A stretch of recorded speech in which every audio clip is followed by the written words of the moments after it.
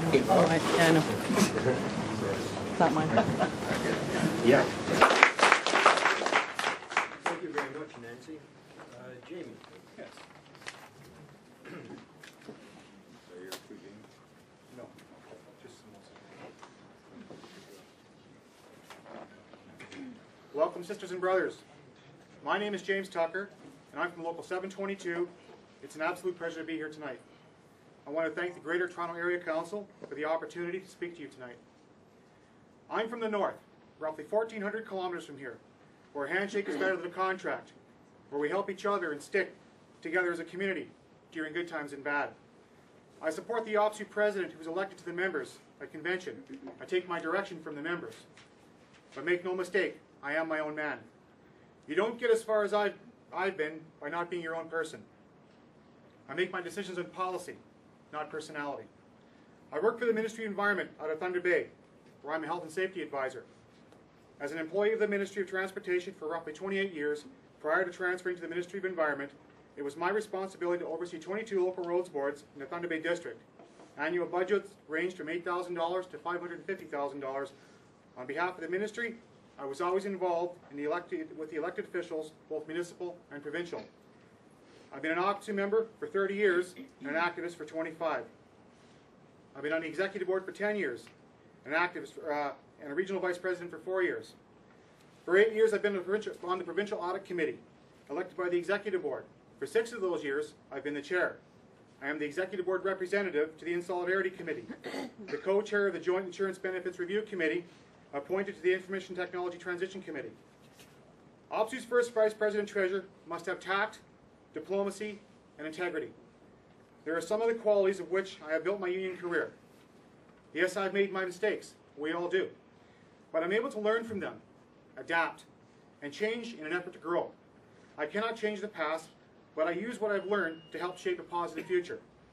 I do not engage or approve of in the mudslinging and personalization of issues that have become too common within our union. Retiring First Vice President Treasurer Patty wrote, face these attacks even while her husband lay in a hospital bed, his life in jeopardy. Party politics has no place in OPSU. It's too divisive. It's too destructive. It's not the way to move this union and the union moving forward. The failure over the last 2 years for the full board to support the president and vice president who were chosen by our members has weakened and harmed this union. Accusations and innuendo, proof of truth are harmful to this great union. I urge you strongly, as it cannot spread into buying to guilty accusations. Examine the facts. Get the truth, the whole truth. Just one example from your region. Derek Miller's expenses looked out of whack with the other 2 Region 5 board members. Here's the whole truth. Sister Nancy and Brother Ted have full-time book office presidents. A big local, so their time to conduct regional OPSU business does not show in a summary of expenses. Derek's does. Also, Derek was assigned to represent OPSU overseas this term. Another huge expense not incurred by another Region 5 EBM. Get the whole truth. I've always taken the high road of the issues as I become aware of them. As an employee of the Ministry of Transportation, the low road was never an option. It was too dirty. We never liked the mud. If there were issues to be dealt with, we built bridges and moved on. We looked to the future. We shared in progressive abilities. OPSU is on the right road. We can and will do must build our successes. Build in solidarity, not tearing each other down. Our issues on corporate tax cuts have become a key federal election issue. The NDP, even the Liberals, did not support the budget based on our campaign, People for Corporate Tax Cuts. I'm proud that we at OPSU are what we are accomplishing. Now we are the envy of other unions. We are growing. We have and will guarantee you my leadership will maintain a healthy and secure strike fund. We need to stay this way. We cannot go back to the way things were 4 years ago. Back then, we were broke. OPSU had to go to the banks to beg for a line of credit extensions, just so we could make payroll. We need to stay strong. We need to face the challenges together and stay on the road. I am proud to have worked out with the President and treasurers and members have chosen. Together, OPSU is an excellent team. OPSU's leadership stood strong with dignity and with pride. I want to work with a team that has a clear vision, not a destructive one. I know I can do the job. I am proud of this union and who we represent. I have the skills to do the job. I have the drive to make OPSU better, and I am a team player.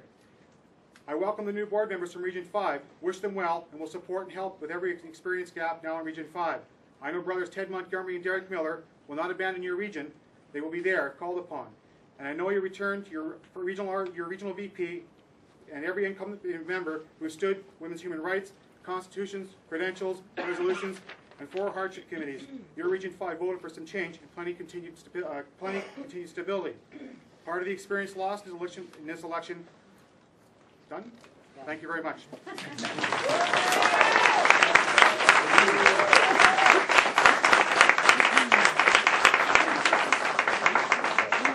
Thank you, Jamie. And finally, Smokey.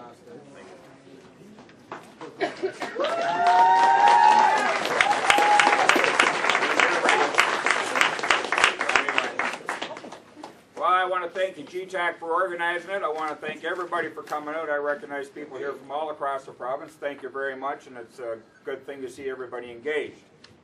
Eddie, in 1995 I ran for treasurer. In my platform, I had the Members Audit Committee, and I can remember Bill Kienbaum saying, "You'll never get it," and I will support it when it comes to the board, brother, because I tried for it in 95. I didn't win the election, that's why I didn't get it. So. Kienbaum said, "I'm going to kick your ass," and he sure did. So, you know, we got a choice to make next week in this union.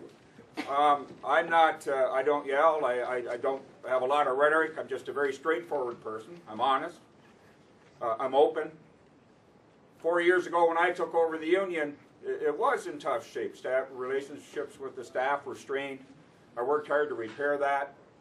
I went to the board, Patty and I went to the board with a restructuring proposal that passed. We made service better. We've made a lot of improvements.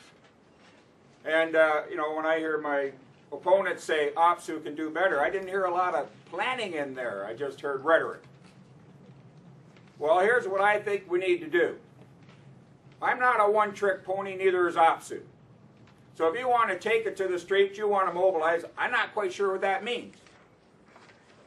But taking it to the streets has its place.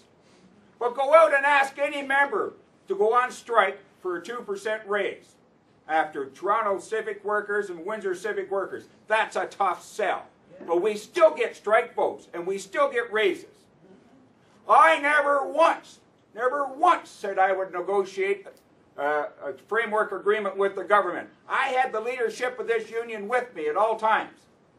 So if people suggest that, it's simply not true. Not true. 6 years ago, I stood here the subject of a smear campaign. 4 years ago. I'm still here. I cut through all that crap and I still do the job. I still do the job and I do it well. I do it well. So it's to build a team. It's to work together. I work with every board member. I asked Nancy to co-chair the G20 hearings that Nupchi did in Toronto. I pass all that work around to the board. We get invitations for tables, for fundraisers, NDP events. I give it to all the officers. I don't take them. I give all that stuff away.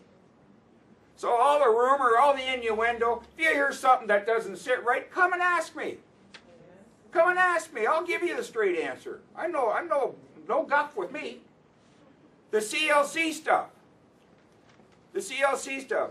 I had about 40 emails. It was a tempest in a teapot. Most of our members, the phone calls I did get, they said, "What's a CLC? And what's an OFL?"